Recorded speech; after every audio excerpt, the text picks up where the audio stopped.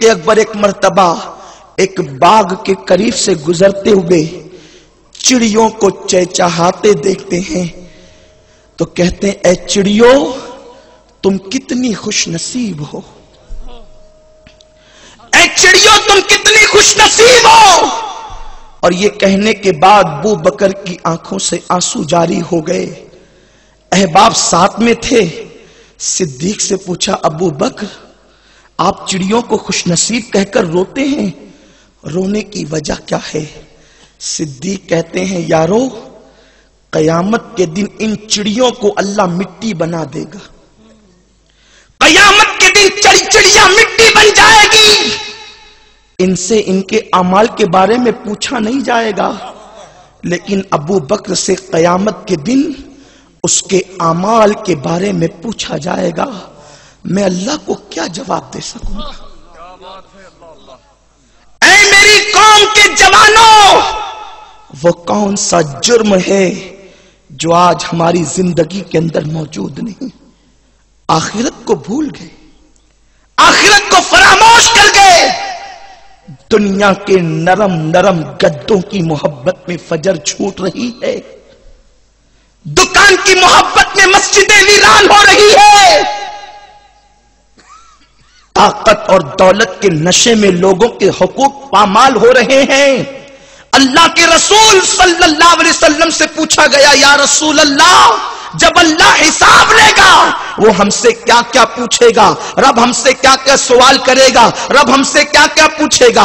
میرے سرکار غیب دا نبی صلی اللہ علیہ وسلم نے فرمایا اگر کسی نے کسی کی دیوار کو کھرچا ہوگا اور دیوار کے کھرچنے کے بعد اس کے ناخن میں جتنی مٹی آئے گی اس مٹی کے بارے میں بھی اللہ تم سے سوال کرے گا، اس مٹی کے بارے میں بھی اللہ تم سے پوچھے گا۔ میرے پیارے آقا صلی اللہ علیہ وسلم کے پیارے دیوانوں موبائل کو لے کر کے گیم کھیلتے بیٹھ گئے، موبائل کو لے کر کے انٹرنیٹ کے اندر گندی تصویریں دیکھتے ہوئے بیٹھ گئے، کبھی رات کے 3 بجے تک ہیرو اور ہیروئن کو ننگا اسکرین پر تھرکتا ہوا دیکھتے بیٹھ گئے۔ کیا کر رہے ہو؟ مولانا ٹائم پاس کر رہے ہیں۔ جس کے لیے آخرت کی تیاری کا حکم دیا گیا اس قوم کو اتنا وقت کیسے مل گیا کہ وہ قوم ٹائم پاس کر رہی ہے؟ میرے پیارے آقا علیہ السلام کے پیارے دیوانوں، ٹائم پاس کرنے والوں کے لیے میں صرف ایک بات پیش کرنا چاہتا ہوں تاکہ ہمیں عبرت کے طور پر کچھ پیغام مل جائے۔ میرے پیارے آقا صلی اللہ علیہ وسلم کے پیارے دیوانوں،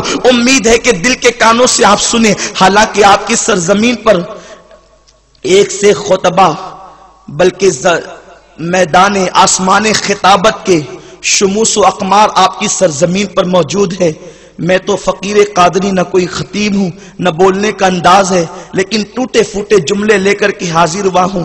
امید ہے کہ آپ توجہ کے ساتھ سنیں گے، اس لیے کہ خطابت کا انداز تو شمس العلماء جانتے ہیں، خطابت کا انداز تو آپ کے خطبہ جانتے ہیں، ہم تو ایک فقیر قادری بغداد کی چوکھٹ کے گدا ہیں اور اپنے دادا جان غوث پاک کی خیرات لے کر آپ کی بارگاہ میں ٹوٹے پھوٹے جملے لے کر کے آئے ہیں تاکہ کسی کے دل میں کچھ اتر جائے۔ ٹائم پاس ہم کر رہے ہیں، کہاں؟ سیریل دیکھ کر ٹائم پاس کر رہے ہیں، فلمیں دیکھ کر ٹائم پاس کر رہے ہیں، انٹرنیٹ پر گندی گندی تصویریں دیکھ کر، یعنی حرام اور ناجائز کاموں میں ٹائم پاس۔ اور اس کے بعد لوگ بہت مہذب طریقہ اختیار کرتے ہیں گناہ کا۔ میں نے موبائل ہاتھ میں لے لیا، گندی فلمیں دیکھ رہا ہوں، پکڑے جانے کی کا کوئی جو ہے وہ خطرہ نہیں، فلمیں اپنے گھر میں بیٹھ کر دیکھ رہا ہوں، پکڑے جانے کا کوئی خوف نہیں۔ میں کہتا ہوں اپنے ہی جیسے انسانوں سے بچ کر گناہ کرنے والوں، میں تم سے پوچھتا ہوں تم علماء سے بچ گئے، تم صلحاء سے بچ گئے، تم ماں باپ کی نگاہوں سے بچ گئے، یہ تو تمہاری طرح انسان ہے، لیکن کیا تم گناہ کرتے ہوئے خدا کی نگاہوں سے بھی بچ سکتے ہو؟ خدا کی نگاہ سے بھی بچ سکتے ہو؟ اگر تحت الثری کی تہ میں جا کر گناہ کرو گے تب بھی اللہ دیکھ رہا ہے، پہاڑوں کی بلندیوں پر جا کر گناہ کرو گے تب بھی اللہ دیکھ رہا ہے۔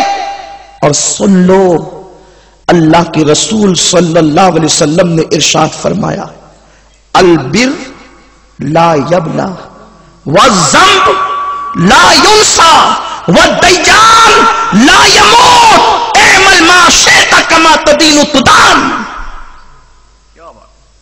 नेकी कभी पुरानी नहीं होगी, गुनाह कभी भुलाया नहीं जा सकता, और जो तुम्हें बदला देने वाला है, जो हर वक्त तुम्हें देख रहा है, वो कभी मरने वाला नहीं है।